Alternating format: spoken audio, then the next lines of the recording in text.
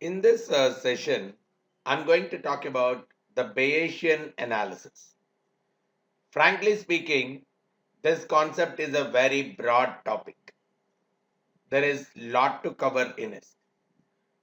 It all starts with what we call as Bayes theorem, and a lot of applications go on the top of it. So typically, this concept helps us very heavily in terms of solving some very complex problems in the world of risk management. So, as a part of the agenda, we will be looking at what is Bayes theorem, how do we really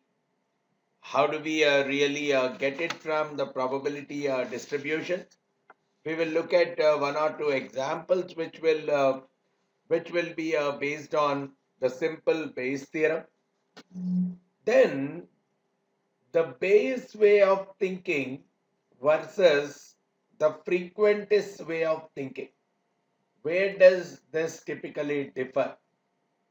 Right? We need to understand how the Bayesian analysis is different from a typical frequentist analysis. Then we'll extend the Bayes theorem problems from two-state problems to multiple state problems. We'll take a few examples where we can address multiple state problems. We'll take one or two examples which can deal with that. And we will also look at how this Bayes theorem can be extended from a discrete distributions to continuous distributions. Again, we'll take an example which can really help us to look at that aspect, and we will end up this chapter by having an understanding of the Bayesian networks. What are they? And how can we really get benefited out of it, and in comparison with correlation matrices, what is the kind of benefit, advantages and disadvantages the Bayesian networks carry vis-a-vis the correlation matrices. So this is what is the agenda of this particular chapter. So let's get into it. So the initiation, as I have already started, the initiation of this Bayesian analysis is purely based on Bayes theorem. And just to give the initial theorem, it is nothing but the probability of A given B has occurred is same as probability of B given A has occurred multiplied by the probability of A divided by probability of B. This is what in short we call as the Bayes theorem. It looks very simple, but it is very much deceptive as well. There is a lot to understand in this simple theorem. There are lots of applications which are really based on this particular theorem. And generally it is used in a wide number of fields, especially in the world of computer science, especially in the worlds of artificial intelligence, right? And even whenever we talk about the software that typically controls automation, self-driven kind of cars, this concept of Bayesian analysis is very, very heavily used. But nowadays, even the usage of this Bayes theorem is growing in the world of finance and risk management as well. So our concept is primarily to understand the world of finance and risk management. So in the recent trends, we see that the Bayesian theorem is having its applications in the world of finance and risk management as well. And underlying this, if you look at the theorem, we can very clearly understand that it is using two things. One, the joint probabilities of occurrence of the events, as well as it also focuses on the conditional probabilities. So concept wise, these concepts need to be very much clear for us to understand Bayes theorem in depth. So what we'll do is to understand the Bayes theorem, We'll take a simple example that would be more easier for us to proceed in terms of understanding the Bayes theorem much more effectively, right? So let me take the example of two bonds, right? I have a bond 1, I have a bond 2. Each of them individually, let's say the probability of default is 10% in the next 1 year. And both of them together, so probability of B1 and B2, both of them defaulting is, let's say, around 6%. The probability that both of them are going to default, let's say, is around 6%. So which means the probability that none of them are going to default is around 86%, right? So probably let's make a grid now. So if I say bond 1, no default and default. Here I'll take bond 2, no default and default. So both of them defaulting 6%. And I know one of them defaulting. So this is 4%, this is 4% because overall each bond defaulting individually is 10%. So which means this part is 86%. So the probability that the bond 1 does not default is 90%. The probability that bond 2 does not default is also 90%. So this is the kind of a table that is available to us, right? So this is what we are calling as a probability matrix. And we see that sum of all probabilities is equivalent to 100% within the grid. Now, few important points. The probability that both of them default is 6%. But if B1 and B2 are independent, right? So probability of B1 intersection B2 when they are independent is nothing but the product of their individual probabilities. So it is nothing but 10% times 10%, which is 1%. If they had been independent, the probability that both of them are going to default is 1%, but in reality it is 6%, which means they are not independent. Similarly, if they are independent, the probability that none of them are going to default is also 90% into 90%, which is 81%. So even in this case, this number is higher.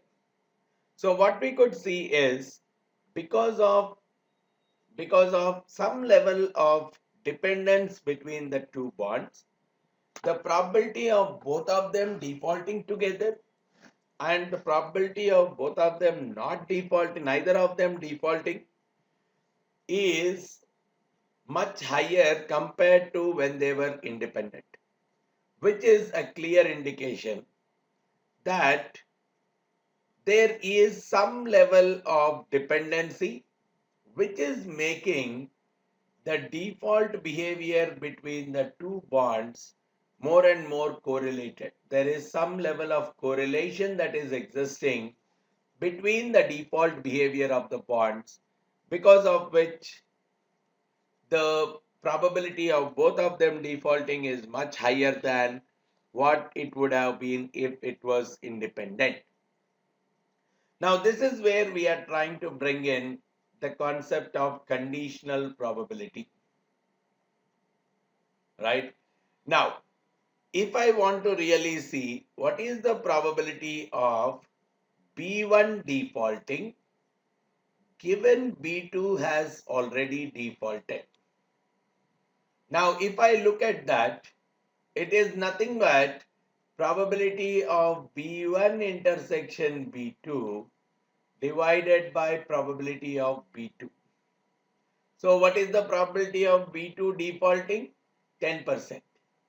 Both defaulting 6%. So this is working out to 60%.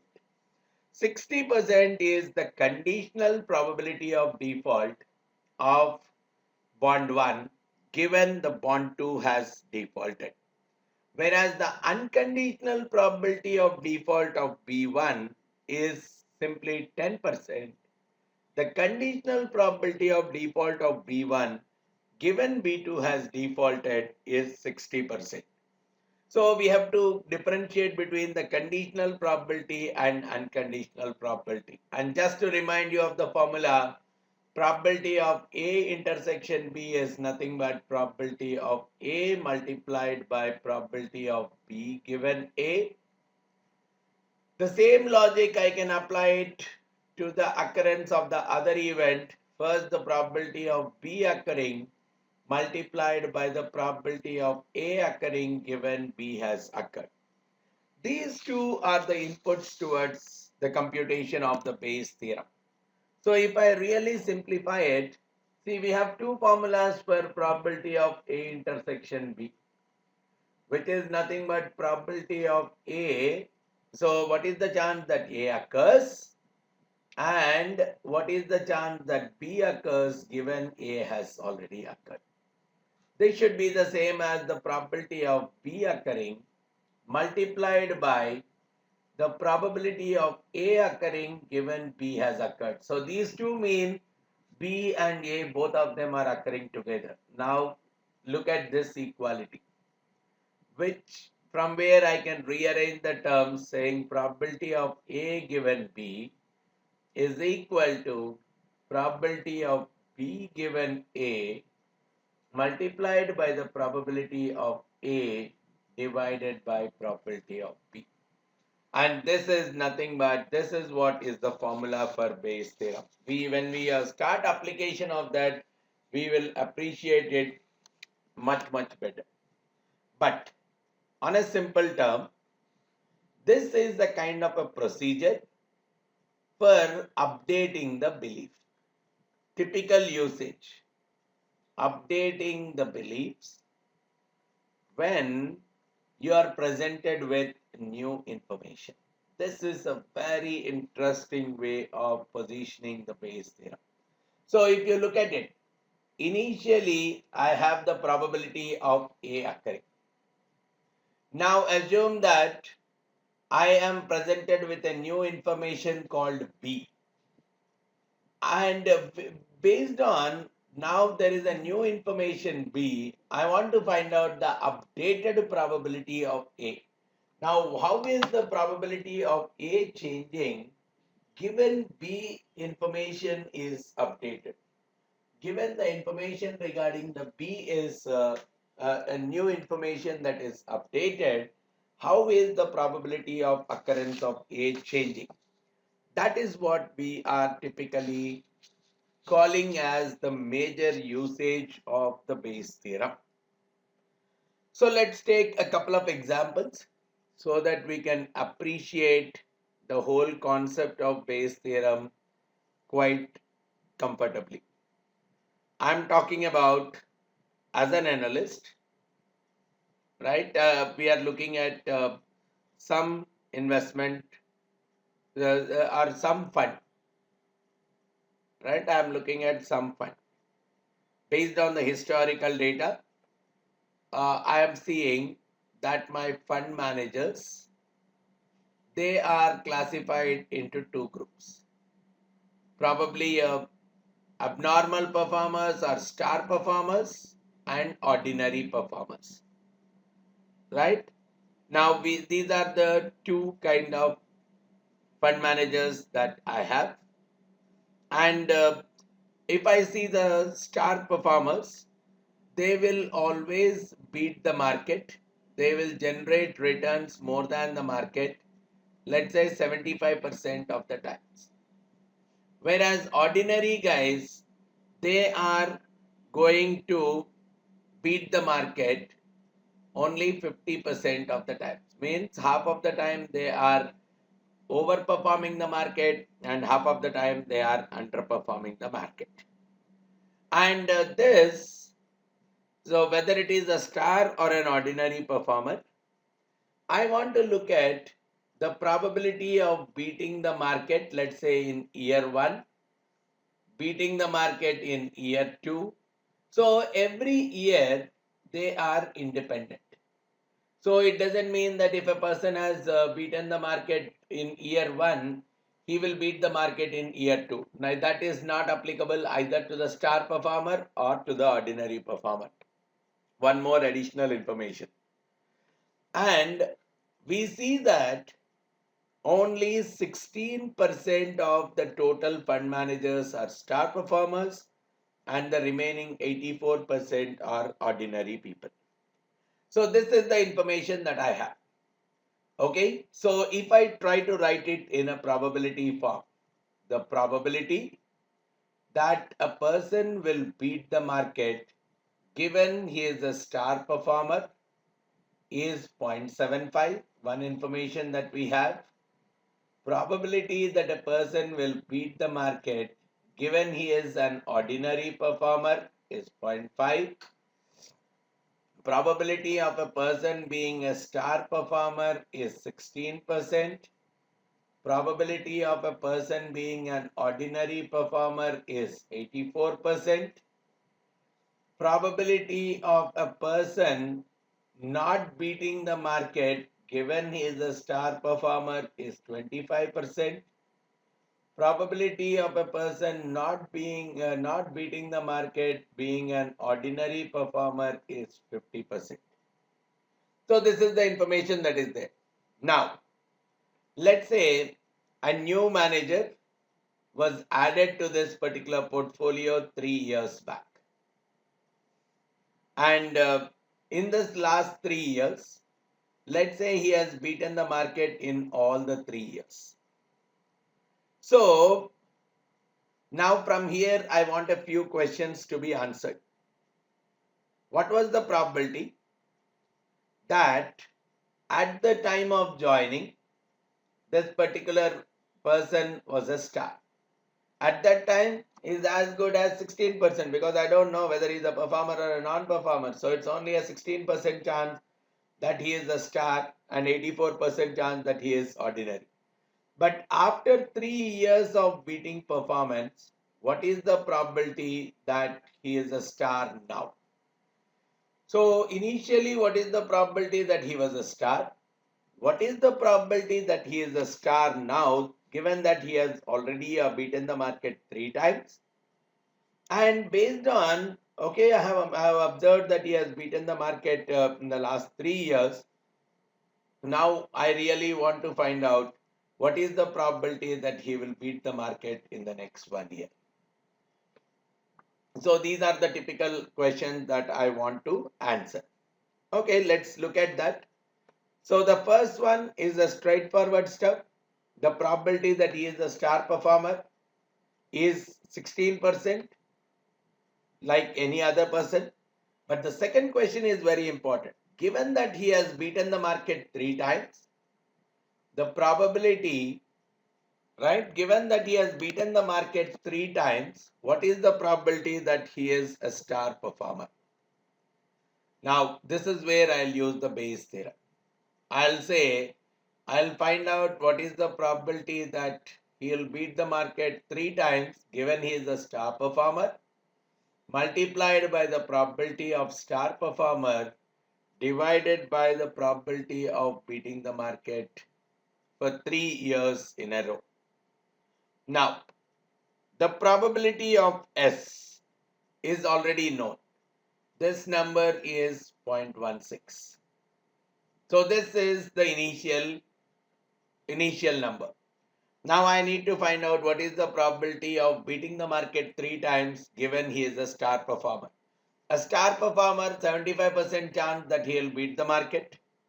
So if I need to know for 3 years it is independent. So the probability is just the multiplication of 3 by 4 for each of the years. So this number, I know it is 27 by 64. The probability that the market is beaten in all the 3 years, given that he is a star performer, is around 27 by 64. So even that information I have. Now, the tricky part comes here. The probability of beating the market in 3 years. This is where what I'll take is, I'll use the total value probability.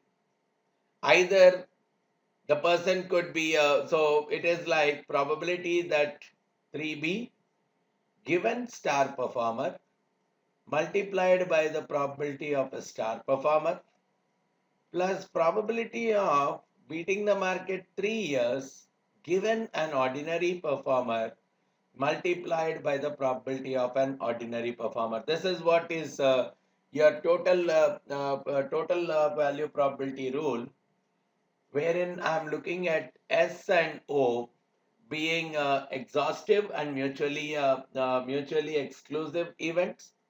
The probability of another event 3B occurring is nothing but I can express it as a conditional probability of all the mutually exclusive and exhaustive events.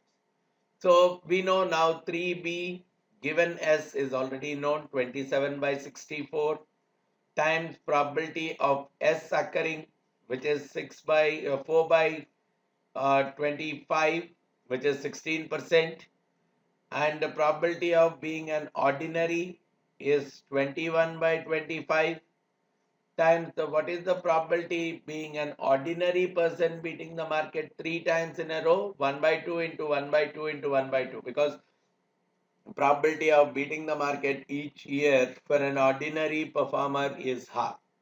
So this is 1 by 8. So obviously it is ending up with some kind of a number. 27 by 400 plus 21 by 200, or probably it is nothing but 42 by 400. So this works out as 69 by 400. Right, 69 by 400 is my probability of 3B. And based on this, now I can find out probability that he is a star performer given he has beaten the market 3 times. So this is 27 by 64 times probability of star performer 4 by 25 divided by probability of 3B, which is 69 by 400. So 64 fives, no.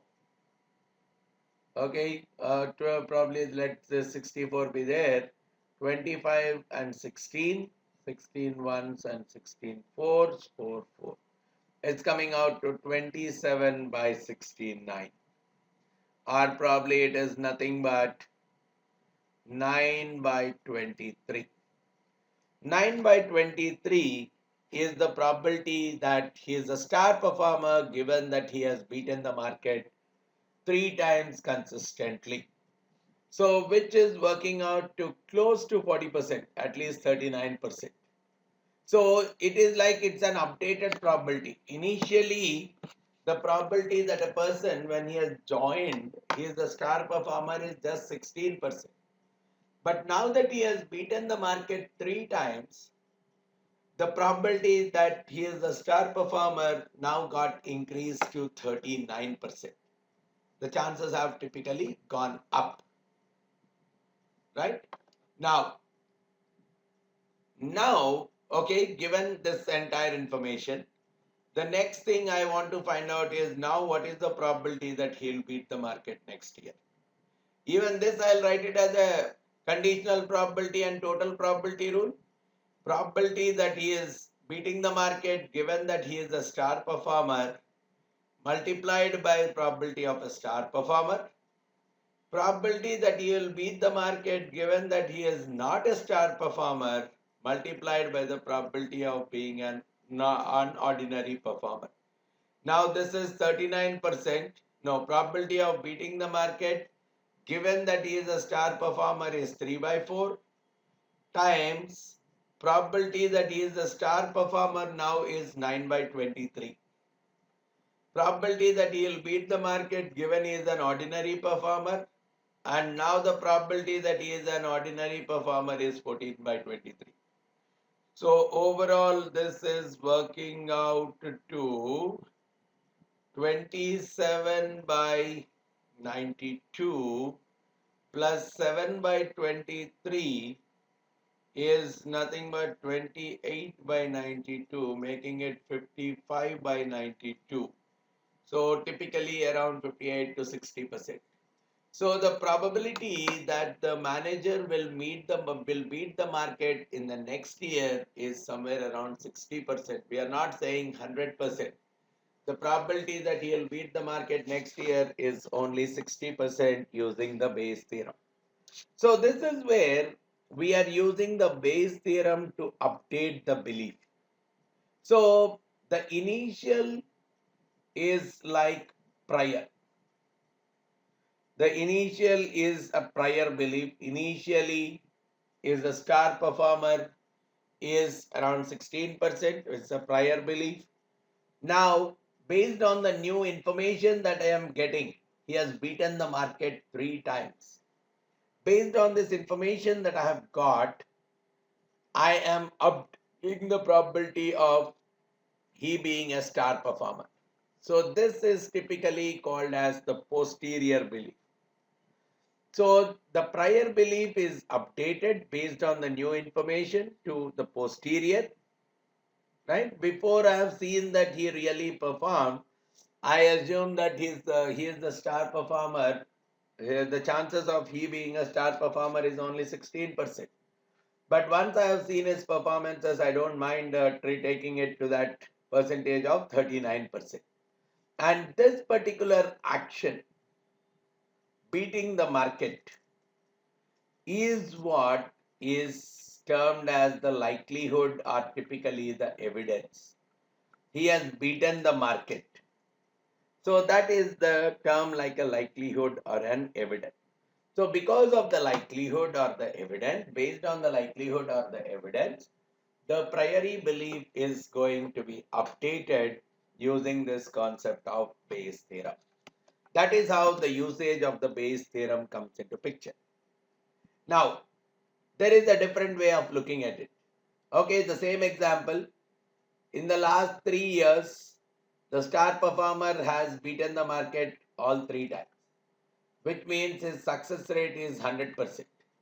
Then why did you say that the probability that he will beat the market next year is only 60%? Why not 100%? Because historically he has proven himself in all the 3 years. So when I am making some kind of a conclusion by observing the historical data, I call that as a frequentist approach. So I'm not starting with any kind of a prior there. Because in the last 3 years there are 3 successes, which means 100%. So when I'm making a conclusion purely based on the observed frequency, the probability that he will succeed in the next year will come out to 100%. Whereas in the Bayesian approach, though I am considering the successes, there is an initial prior belief saying that the probability that he is a star performer is only 16%. But where did I get that information from? That is what still could be an empirical, or in some cases it could be based on the judgment. But one thing we have to understand here is there are 2 approaches, right, for doing the prediction. One is the frequentist approach, which is purely the observation of the historical data, and the second one is the Bayesian approach, where you start with a prior and update it based on the new information that is coming up. So these are 2 different schools of thought altogether. If I look at the Bayesian followers, they say frequentist approach is absurd, especially when the data is very small. Only 3 years I have observed and success rate of 100. Does it mean that never he will fail? Right? That's a very difficult thing, especially when the data is very, very small. Whereas when someone who is supporting the frequentist idea, they comment about the Bayesian approach. What is the basis of this prior? How did you select 16% as the initial number? Again, this could have been selected based on the empirical approach or based on some kind of a gut feel. So which means it's always better when there is a very small set of data, better use the Bayesian analysis, because frequentist approach will have some kind of problems. And it's very difficult to draw a conclusion by observing just a few set of values. And if I have too large amount of data, it's better that I follow the frequentist kind of an approach. So this is where we differentiate the frequentist way of thinking versus the Bayesian way of thinking, right? Then the next topic that I want to look at here is extend the Bayesian analysis to multiple state problems. Right? In the earlier state, we only talked about a star performer and the ordinary performer.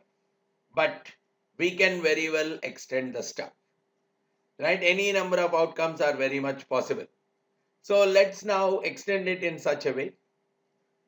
Instead of saying star and ordinary, we call underperformer, performer inline, right? Underperformer, inline performer, and outperformer. So when I'm talking about underperformers, they beat the market 25% of the times. So the probability that a person beats the market given he is an underperformer is 25%. Probability that the market is beaten by an inline performer, let's say, is 50%. And probability that the market is beaten by the outperformer is around 75%. Okay, we can take it like that.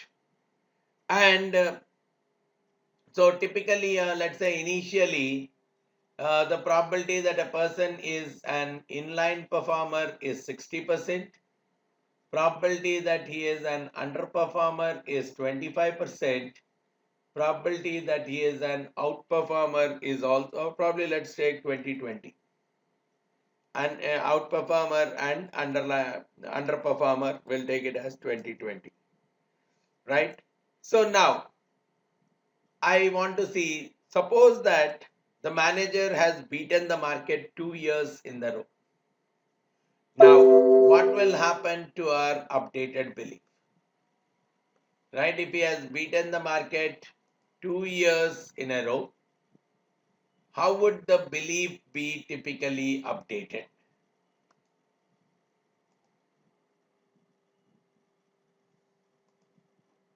Right? So, what is the probability that now he will be an inline performer given that he has beaten the market 2 years?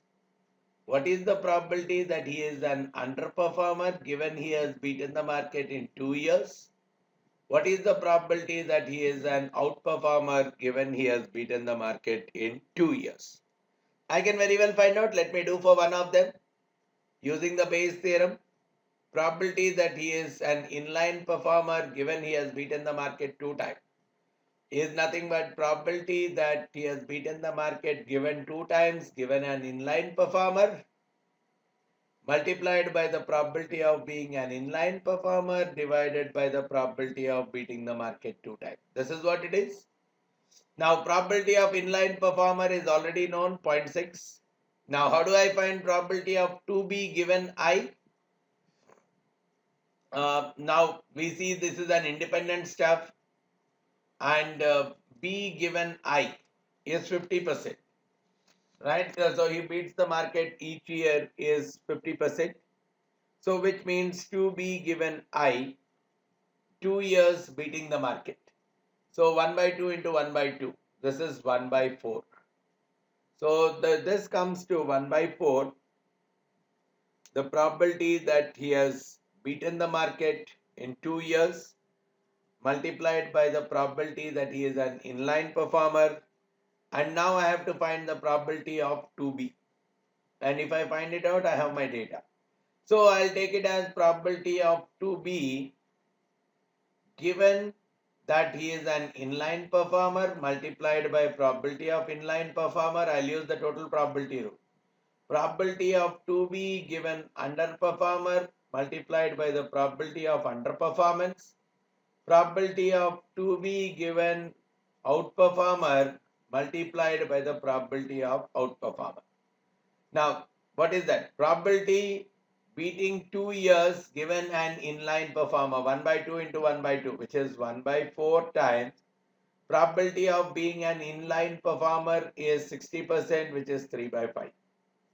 Probability of beating the market given an underperformer, 0.25, 1 by 4, 2 years, so it becomes 1 by 16. And what is the probability that he is an underperformer? 20%. So I'll take it as 1 by 5. What is the probability that he beats the market given he is an overperformer? 3 by 4 for each year. 2 years, 9 by 16. Probability of E being an overperformer is 1 by 5. So if I add up all these things, it is nothing but 3 by 20 plus 1 by 80 plus 9 by 80.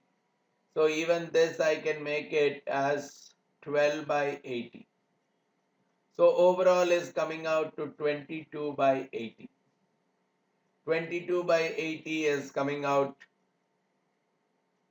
right, 4 times. Yeah, this is coming out to 22 by 80. So based on this, I can find out the probability of I given to B is nothing but 1 by 4 times 3 by 5 divided by 22 by 80. Now the denominator is 20, so I'll take this as 4, becoming 12 by 22. 12 by 22 is nothing but 6 by 11, so this is coming out to 55% approximately. So initially it is 60%, now it has fallen to 55%. The probability that he is an inline performer given that he has beaten the market for 2 years is now 55%. How about an outperformer? The same logic. Probability of 2B given O multiplied by probability of O. So probability of O I know is 0.2 or 2 by 5. Now 0.2 is 2 by 10, which is 1 by 5. What is the probability of 2B given O? Is 9 by 16. Okay, probability of 2B given O is 9 by 16. Denominator is probability of 2B, which we have already computed, 22 by 80. So this is 80, which comes out to 9 by 22. So almost 40%. 40% is what is coming out, which means initially the prior belief is that he is a super performer is only 20%, but now that has gone up to 40%. So my prior belief is getting updated because of the information that he has beaten the market 2 times. The same logic I can take it even for the third as well. So we can very well find out the updated probabilities quite comfortably when we are using this kind of approaches, right? So we'll look at one more example now. Let's say my prior distributions are the same as earlier. Probability of O is 20% outperformer. Probability that he is an underperformer is also 20%. And the probability that he is an inline performer is 60%. Now I want to find out what are the posterior probabilities for each one of them. If I am looking at they have beaten the market in 6 out of 10 years. If he has beaten the market in the 6 out of 10 years, I now want to see what is the updated probability.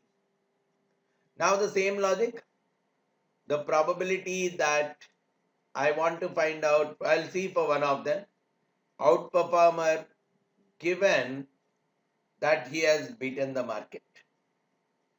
So which means I can very well find probability that he'll beat the market given that he is an outperformer multiplied by the probability of outperformer divided by the probability of beating the market.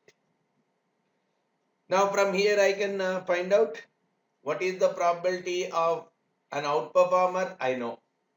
What is the probability that he'll beat the market 6 out of 10 years, given that the probability of beating the market in a year is around 3 by 4 for the outperformer. So it is nothing but 10c6 3 by 4 to the power 6 into 1 by 4 to the power 4. This is the probability that he will beat the market, given that he is an outperformer. So I'll get some number here. Write the probability that he will beat the market, given that he is an outperformer. Then what is the value of P of B? Probability that he will beat the market, given he is an outperformer, multiplied by the probability of being an outperformer. Probability that he will beat the market given he is an underperformer, multiplied by the probability of being an underperformer. Probability that he will beat the market given that he is an inline performer, multiplied by the probability of being an inline performer. So this is what is going to give me the P of B. So substituting it should give me the value. So let's try to put it in an Excel sheet and try it. Okay. So initially I say P of O is 20%. P of U is also 20%. P of I is 60%. Right. Now, P of beating the market given underperformer is 25%. Probability of beating the market given outperformer is 75%. Probability of beating the market given inline performer is 50%. Now I'm supposed to find out the probability that he will be able to, he is now probability that he is an overperformer given that he has beaten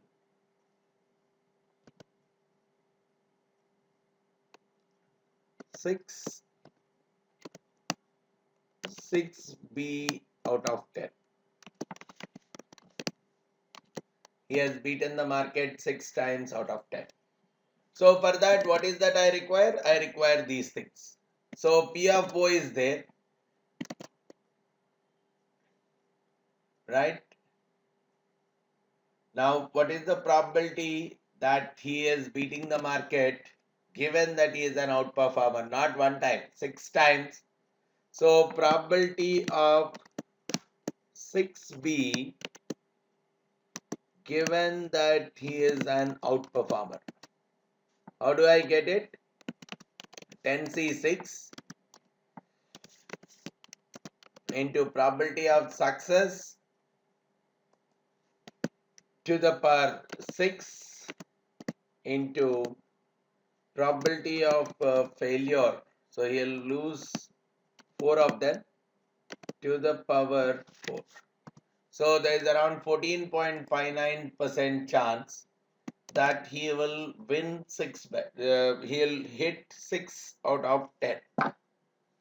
Right? Then he'll beat the market in 6 out of the 10 scenarios. Similarly, I require probability of B. And if I want the probability of B, I have to add 3 things. So I am getting 6B given O. I'll also take probability of 6B given U. I require this. So how do I get? Again, he beating the market as an underperformer.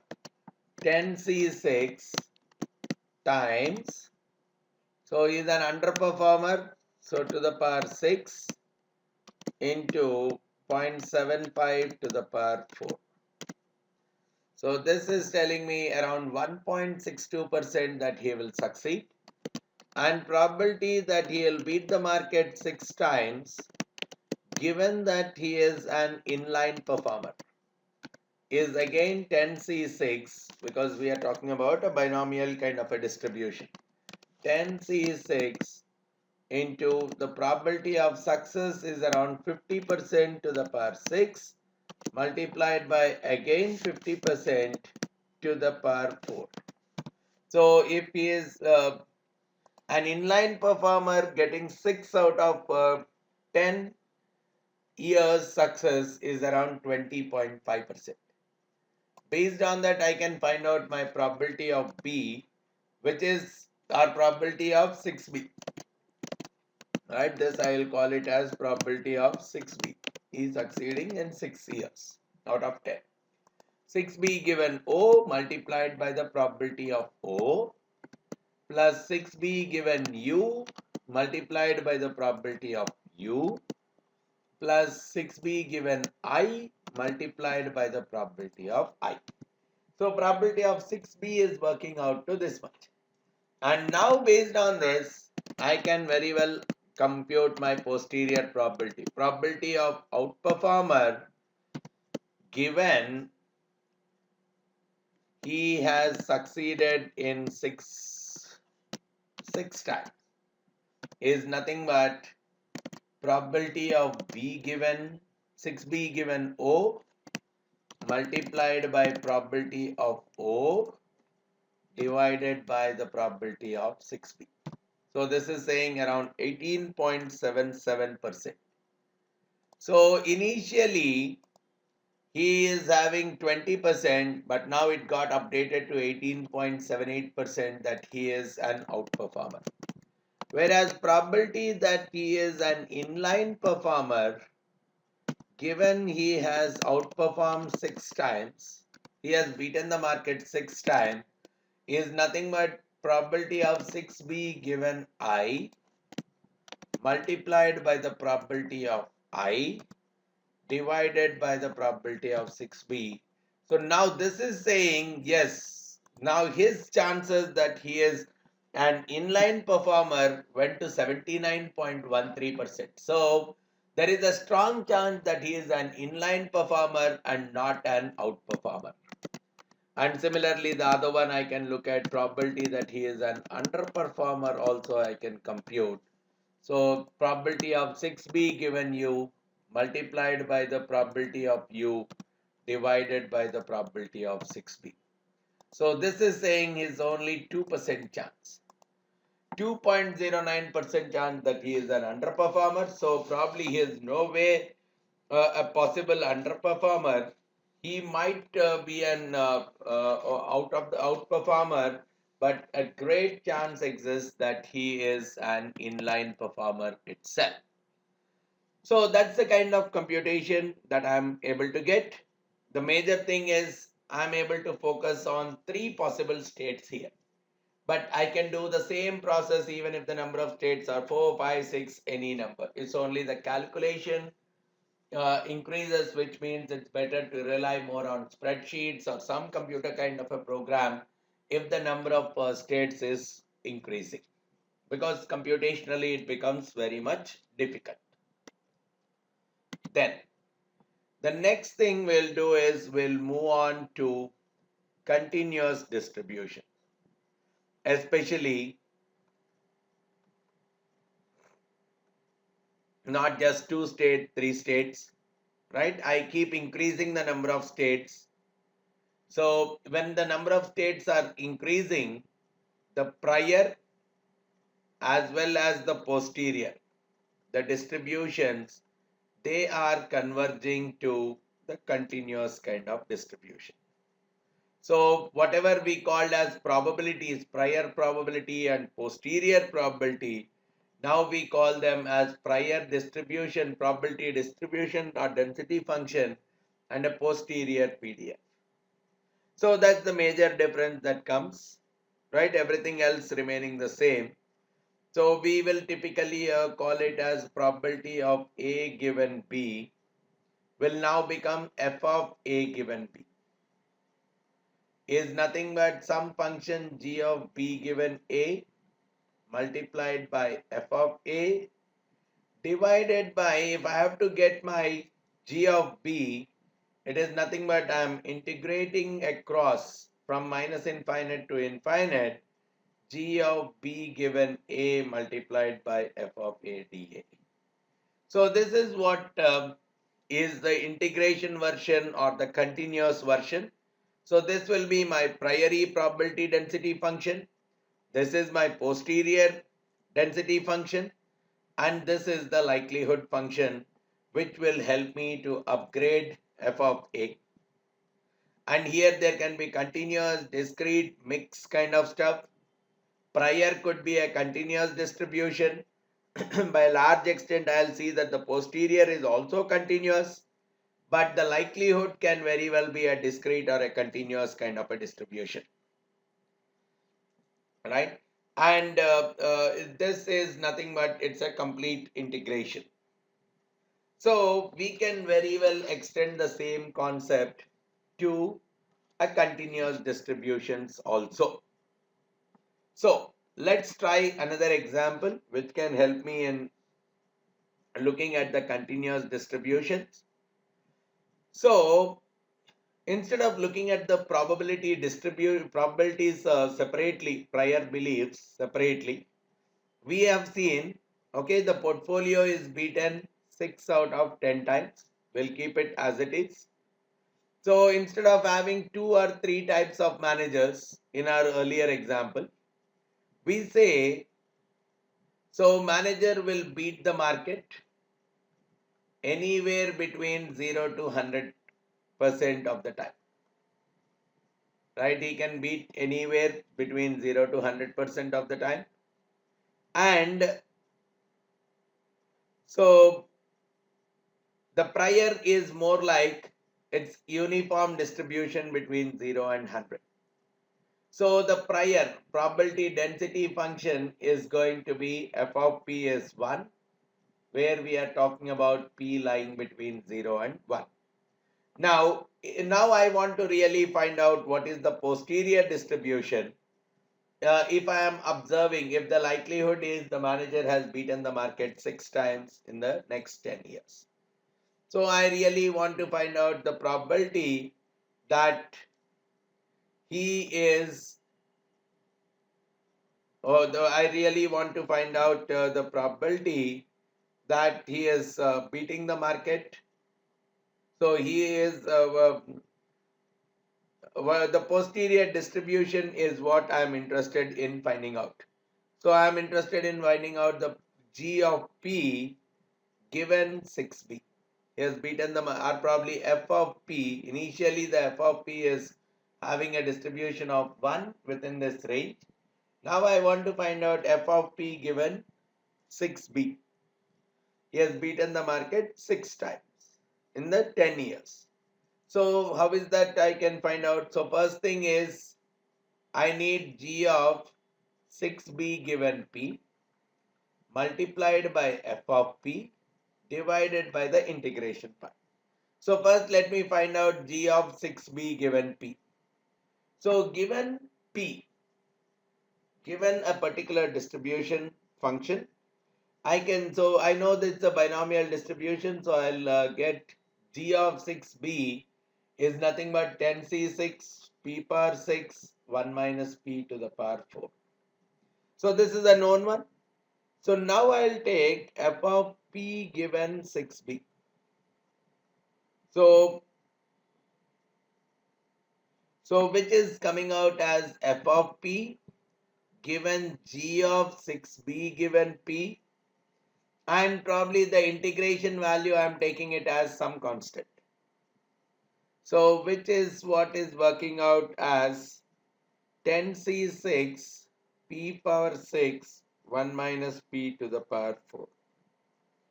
Now if I really look at this f of p given 6b, some constant, right? I also have some other c here. So these two I can take it as some constant times p power 6 times 1 minus p to the power 4. If you really look at this part, it is looking like a beta distribution. X to the power of a minus 1 into 1 minus x to the power b minus 1. So probably I can set A equal to 7 and B equal to 5. Then the inside is looking like p to the power of a minus 1, 1 minus, or p to the power of 6 and 1 minus p to the power 4. So there also the p lies between 0 and 1. I can very well take this as 1 by beta times a comma b. So beta times 7 comma 5 is what I can very well take up. So I can very well get this as a beta distribution with parameters 7 and 5.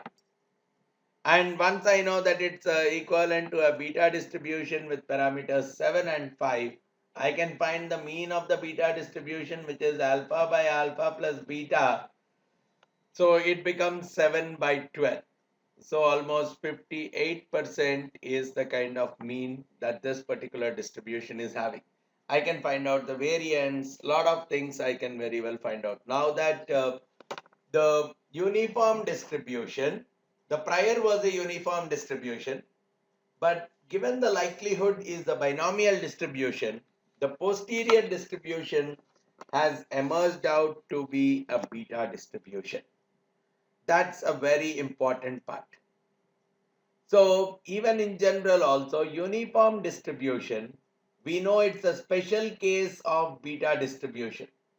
Especially when A equal to 1 and B equal to 1, beta distribution AB is simply boiling out to a uniform distribution. Right? Beta and uniform are belonging to the same class of distribution. One point is, if the prior distribution is a beta distribution, likelihood is a binomial distribution. A very general way to understand is the posterior distribution will always be a beta distribution. And probably one direct formula I'll try to give. If the initial is the beta distribution with AB, and let's say this is a binomial distribution where n trials have been performed, x successes and n minus x failures are there, then the posterior will become a beta distribution with a plus x as the a parameter and b plus n minus x as the other parameter. It's a straightforward way we can directly use without solving the numerical to any kind of an extent. So if the prior is a beta, likelihood is a binomial, then the posterior is also going to be a beta distribution. Right? And in general, right, it need not be the case that prior and posterior belong to the same type. When prior and posterior belong to the same type like this, we call them as conjugate distributions.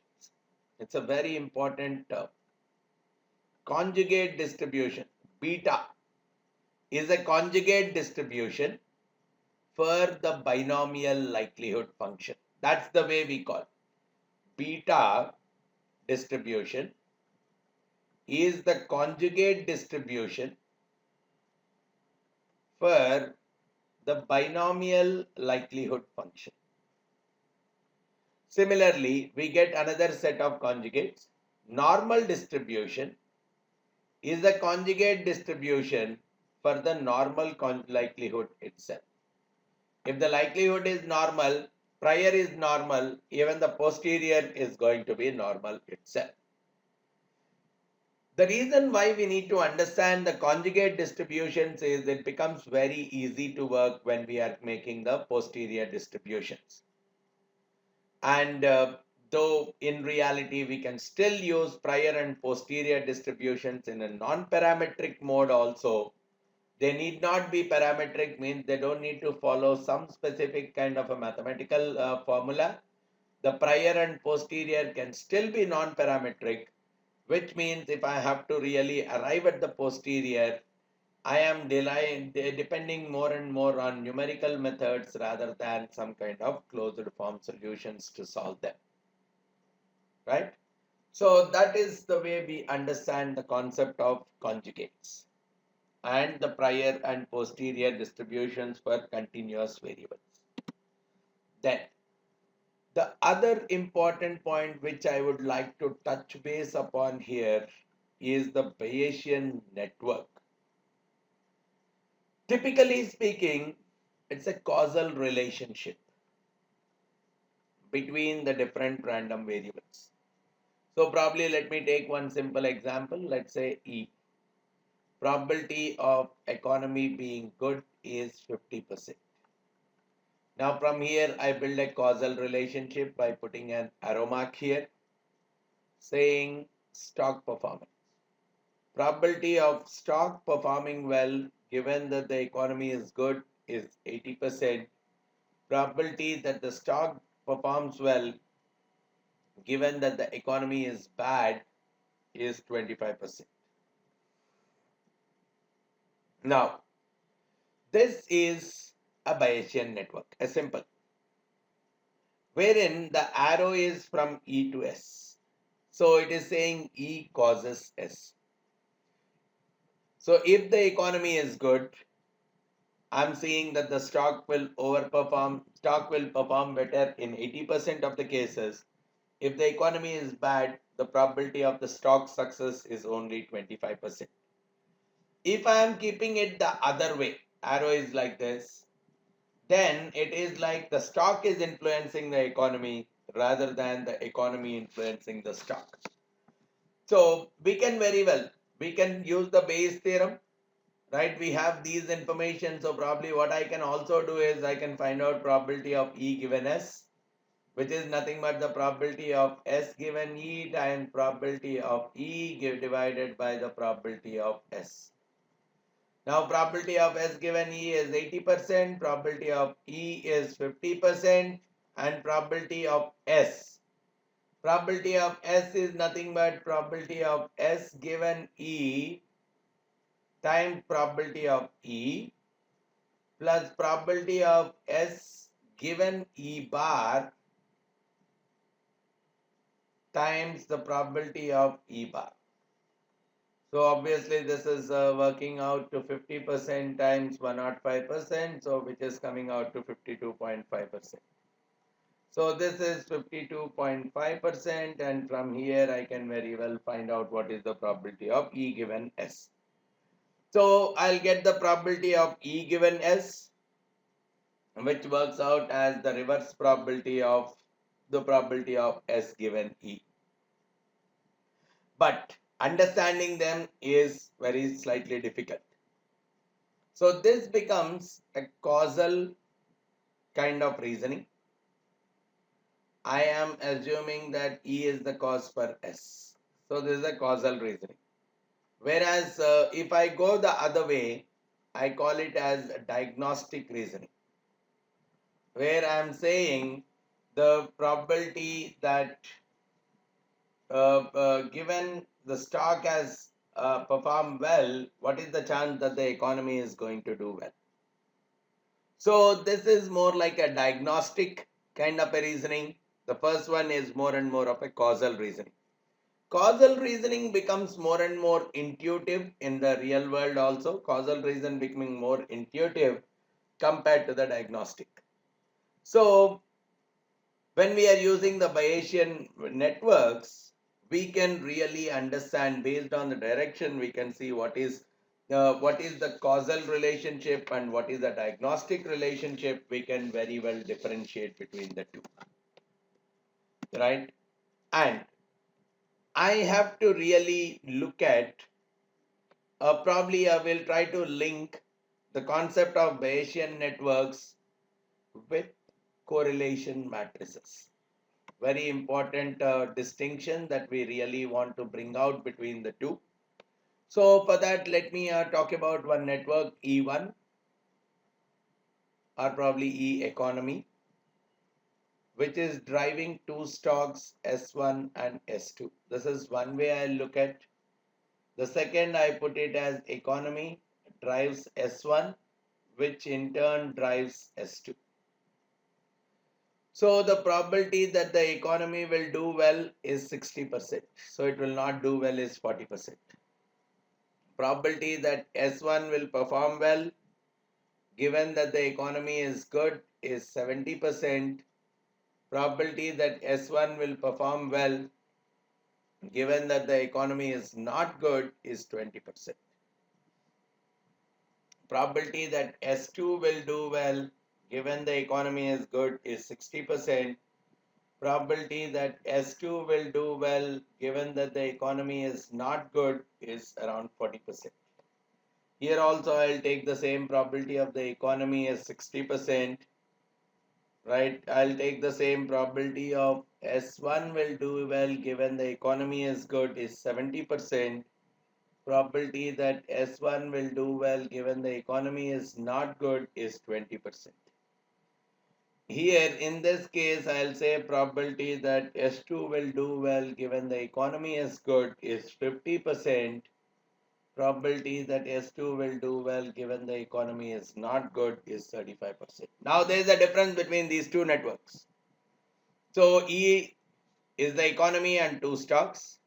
So S1 and S2 here are directly influenced by the economy. Whereas in this case, S1 is influenced by the economy, but S2 is influenced majorly by S1. Probably here you may say S1 and S2 are two big companies which are directly related with the economy.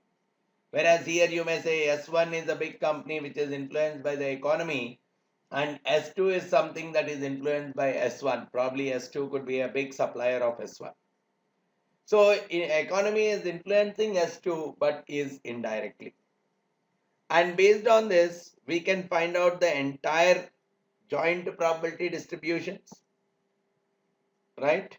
We can very well find out the entire joint probability distributions. So for each network, we are having the three possible states. And I can very well find out all the possible joint distributions involving each one of them. So I can very well say the probability of E1, E intersection S1 intersection S2. So which is nothing but the probability of E multiplied by the probability of S1 given E multiplied by the probability of S2 given E. So I'll get all possibilities, right? I'll get E S1 bar S2, E bar S1 S2, all possibilities I can get where I'll get 8 states. And for each of the states I am getting. So basically I can very well find out the probability, let's say the expected value of S1 is nothing but I'll write it as expected value of S1 given E multiplied by the probability of E plus expected value of S1 given E bar multiplied by the probability of E bar. E and E bar are known. S1 given E is known. S1 given E bar is also known. Now the whole thing can very well be written, which will give me the probability or the expected value of S1. All these kinds of computations for different kinds of states for each of the categories can very well be found out. And based on this, I can even go ahead in terms of computing the covariance. I can find out the correlation. All the kinds of things I can very well compute on the data. Right, probably we can very well put it up in an Excel sheet format.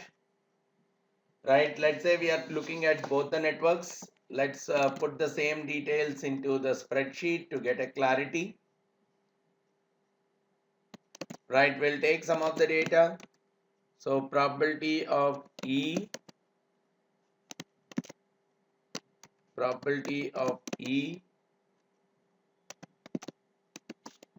is 60%. So probability of E bar is 40%. Okay, probability of S1 given E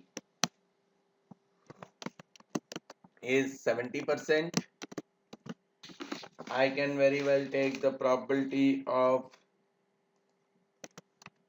S1 given E bar is 20%. Probability of S2 given E is 60%. Then I'll say probability of S2 given E bar is 40%. This is for network 1. In case of network 2, I can find out that this is 60%, this is 40%, 70, 20, 50 and 35%. Okay. So based on this, I can find out all possible combinations, right? So what are the different possible combinations I can talk about? So I'll look at in terms of E, S1, S2. So all three of them, 1, 1, 1. Probability of all three of them working, right? And same logic probably I'll put even for the network 2. So 1, 1, 1, 1, 1, 0, 1, 0, 1, 1, 0, 0.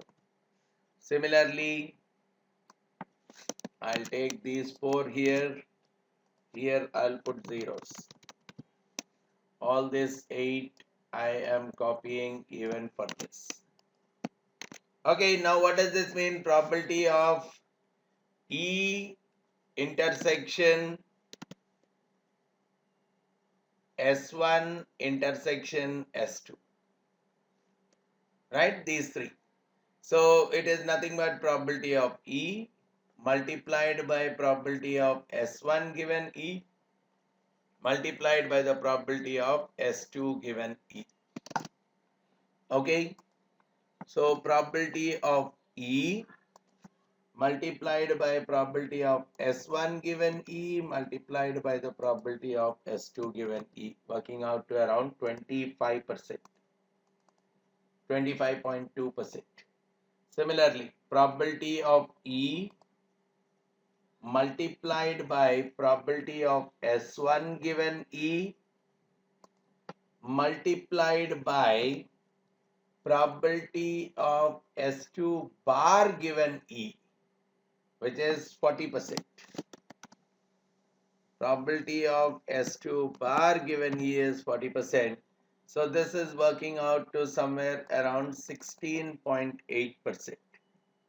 Similarly, 101 probability of E multiplied by probability of S2 given E multiplied by 1 minus probability of S1 given E.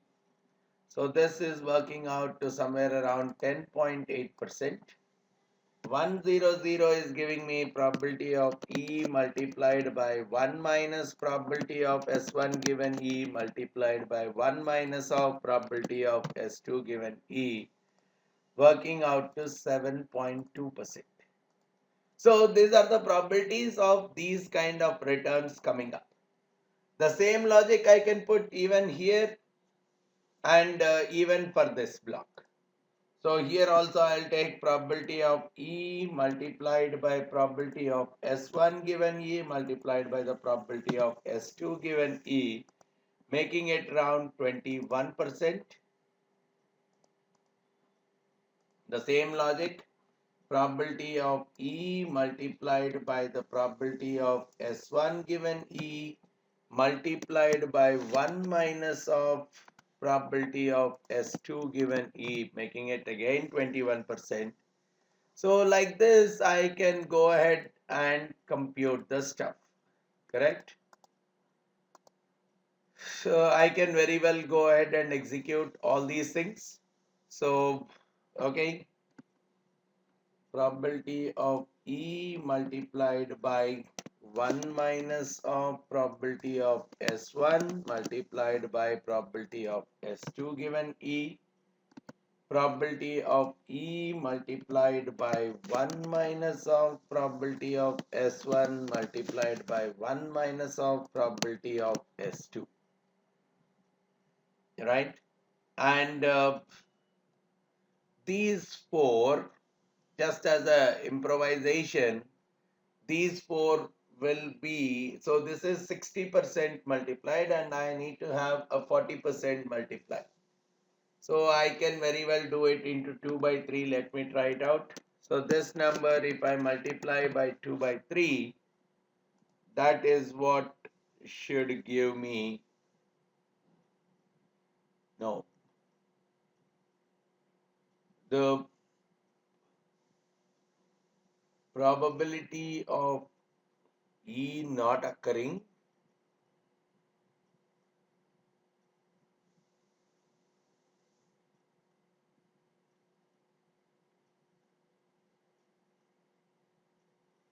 So here comes out as probability of E not occurring multiplied by probability of S1 given E has not occurred multiplied by probability of S2 given E has not occurred. So which is working out to 3.2% probability of E not occurring multiplied by the probability of S1 occurring given E has not occurred, and this multiplied by S2 not occurring given E has not occurred. So this is around 7.2%. The same logic coming out here. Now this is probability of E not occurring. Oh, the probability of E not occurring is this one, 4.8%. Probability of E not occurring multiplied by probability of S1 not occurring, which is 1 minus of this multiplied by the probability of S2 occurring, which is this. So there is 12.8%.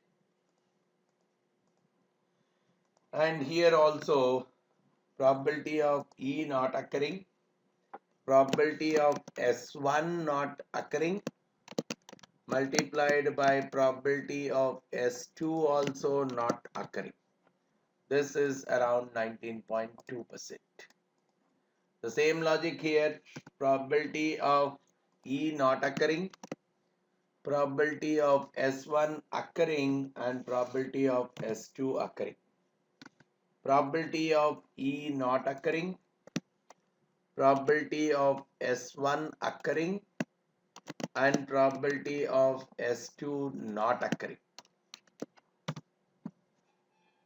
And so this is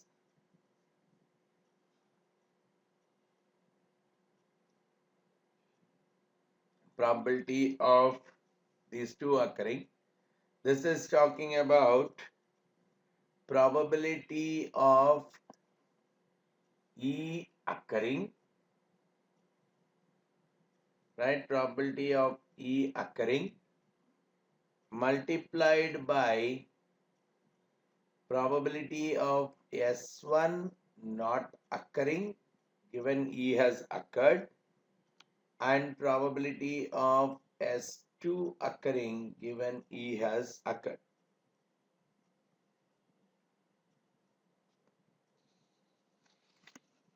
So let's say we are computing all these numbers in this way. Now I can very well find out the covariance between E and S1. And so the covariance between E and S1 I can very well find out. So because I can find out the expected value of S1, I will find out the expected value of S1.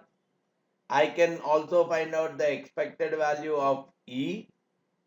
So we can very well say expected value of E times S1 minus expected value of E. We know the formula, right? Covariance between E and S1 is nothing but expected value of E times S1 minus expected value of E times expected value of S1. Individually, I can find out each one of them. I can find out expected value of S1 as expected value of S1 given E multiplied by probability of E plus probability of S1 given E bar multiplied by the probability of E bar. So that way I am going to get the probabilities expected value of S1. Similarly, I will get expected value of E, wherein I am getting expected value of E given S1. I will do the reversals. So based on that, I can very well get the expected value of E and expected value of S1 E times S1 also can be found out. So based on that, I'll get the covariance existing between E and S1. Similarly, I can find the covariance between all the pairs. And once the covariance is done, I can very well find out the corresponding correlation matrix. Now, I'll get a big matrix and a 3 by 3 kind of a matrix, pairwise correlations and covariances existing between each one of them. Whereas in case of the Bayesian networks, I really don't need pairwise correlations. Bayesian networks can be used to compute the covariance matrices, but with much more extra information. I can better know the direction. What are causal relationships and what are diagnostic relationships? Whereas from the covariance matrices, I can't get. And generally in the Bayesian networks, we have very few parameters. The parameters that we are computing are much lesser. So even if we look at, there were only 5 probabilities that were specified with respect to the Bayesian matrix, whereas in case of the covariance, for each one of them, we get a pair like this. So almost 6 different values are going to come out. So there is an extra number of values that are needed to be computed as a part of the covariance matrix compared to the Bayesian networks. Another thing is Bayesian is more and more intuitive, as I have just now pointed out. It even gives me the direction. That kind of an intuitiveness cannot come through a covariance matrix. Right? Probably one thing is covariance matrix, I may see that whether it is all positive or not. But here I could see, okay, S1 is influenced by E, S2 is influenced by E. So the causal relationships and the better understanding can come out if we are representing something as a Bayesian network rather than covariance matrices. So a much better way of looking at, especially if the number of states that I am having are much more in number. So Bayesian analysis, understanding of the Bayesian analysis is very much important for us to typically solve a good number of problems in the world of risk management. All right. So thanks a lot for listening to this session. Thank you very much.